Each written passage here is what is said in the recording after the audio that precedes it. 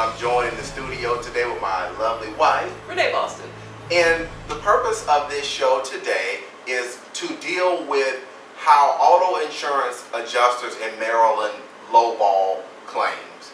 Now, if you are new to our show, the purpose of it is to actually give you, the consumer, the opportunity to ask real injury attorneys, two injury attorneys, questions regarding your situation. How we actually pick the questions are, we have individuals who email us at our website, info@bostonlawllc.com. That's info@bostonlawllc.com. Or they actually visit our website, which is bostonlawllc.com, and they go to the contact us page and they put their question in the case description box and they send it out to us, and we get it.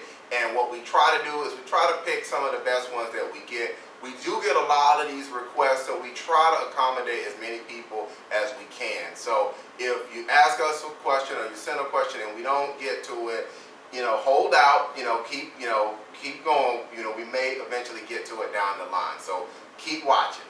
But again, going back to the issue of how auto insurance adjusters lowball claims, that's something we get asked a lot. We're going to talk about three specific areas and three specific issues that come up with these types of questions. And I'm going to let Renee go ahead and take it away on the first issue, which is specifically the injury victim's mindset. You want to talk specifically about the mindset aspect of things? Sure.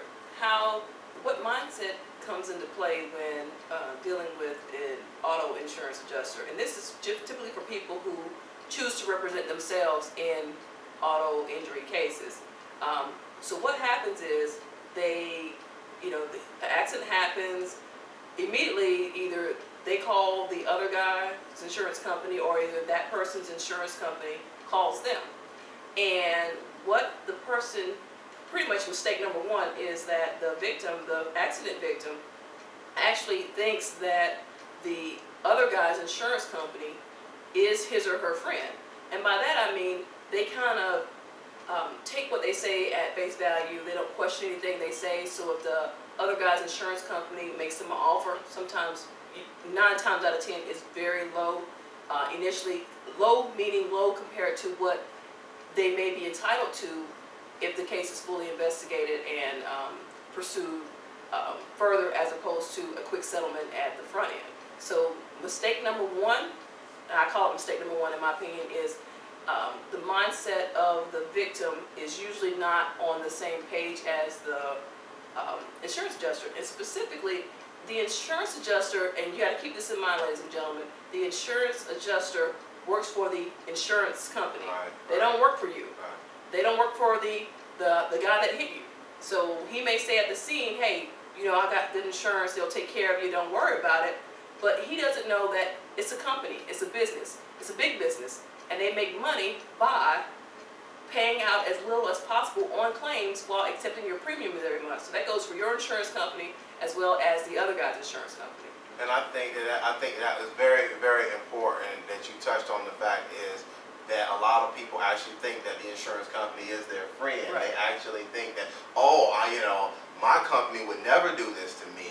They're here to help me. They would never, misstate a fact in regards to my case. So that is very, very huge. That's a big issue that a lot of injury victims really don't understand. So we're hoping that after hearing it now, you have a better understanding of the process itself.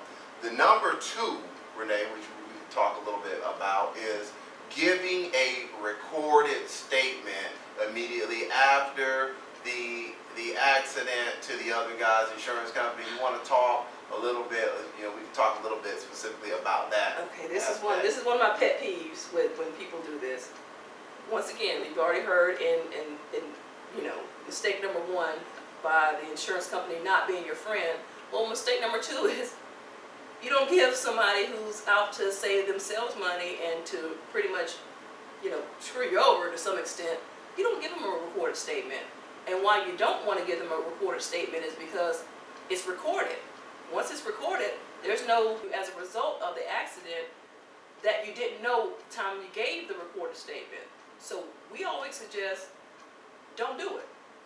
You're under no legal obligation to give a recorded statement to the other guy's insurance company right after an accident. Right, and hopefully that you caught what she said, the other guy's insurance company with the recorded statement. You have no obligation pre-suit, and by pre-suit I mean before a lawsuit is filed. You have no obligation to do anything with the other person's insurance company pre-suit. Now, let's talk about number 3, lowball tactic number 3, specifically signing a blank release. What about signing a blank release, medical release, I should say, a blank medical release after the accident happens, the injury victim, is going to get all this paperwork from the other guy's insurance company. In that paperwork, there's the general medical release, and the adjuster is just waiting for the injury victim to sign it. You want to go ahead and talk a little bit about that? Yeah, the general medical release in a case that was sent from, and the release is from the other guy's insurance company sent to you, that general release is pretty much like a pot of gold for the other guy's insurance company. And what I mean by being, like the Powerball winnings is that they have free reign at that point to request any and every medical record known to man involving you. They don't, I know what you're thinking, that, well, if I sign it and I went to the hospital right after the accident, up until today, that's all they are entitled to. Well, not necessarily. A blanket release will allow them to dig further than they are allowed to at this time. Because pretty much, remember, no suit has been filed yet. So there are no cutoffs or no endpoints or boundaries between where they can do their investigation as to what may have been your injuries resulting from the accident or not. So a blanket general medical release is just, hey, find out what I did in 12th grade and find out what I did last week. So it's too much information, it's too broad, and you never want to sign one pre-suit. You just don't want to do it. And to actually follow up a little bit further regarding what Renee just said, there's also an issue of causation. And that's a big issue as to why the insurance adjuster, why they want you to sign that release. Because you must prove in your injury case, you've got 4 elements that you have to prove for a negligence case, and that's duty, breach, causation, and damages. The adjuster is trying to attack the causation element, because what he wants to show is, let's say for example, you were in your automobile accident and you are complaining of a bad shoulder injury. You're having problems with your shoulder, or you're having problems with your back, or you're having problems with your elbow. Regardless, what the adjuster wants to do is he wants to go back through your medical records and find out, have you ever complained about that shoulder injury before? Have you complained about that back injury? Have you complained about that elbow injury? Because what he's going to argue is that, no, the accident didn't cause that. Mr. Boston, your accident did not cause your shoulder injury. It was your injury that happened when you were 21 years old and you were playing some rec football and you hurt your back. That's where your back injury is coming from. It was not because of your car accident. So again, they're trying to attack the issue of causation. If you can't show causation, then you really don't have a case, or your damages or what you can recover for your injuries, it goes down substantially. And for this particular video, I think that's pretty much all we want to talk about today.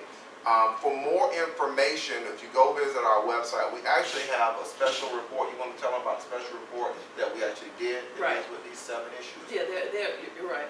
Go to our website, again, that's bostonlawllc.com, that's bostonlawllc.com, and there you will find, in addition to, we have a free guide for those that are in Maryland, residents of Maryland, or injured as a result of an accident that occurred in Maryland. We have a free consumer guide on what auto insurance companies do not want you to know. It's a confidential guide, so you'll get it once you request it. Follow the prompts on the website. You can request it and we'll get a copy out to you as soon as possible. But in addition to that, we also have the 7 mistakes that people make when dealing with auto insurance adjusters.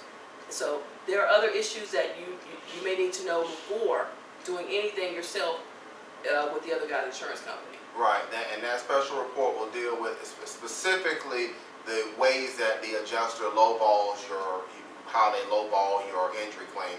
There's also another special report that's there that deals with the 10 mistakes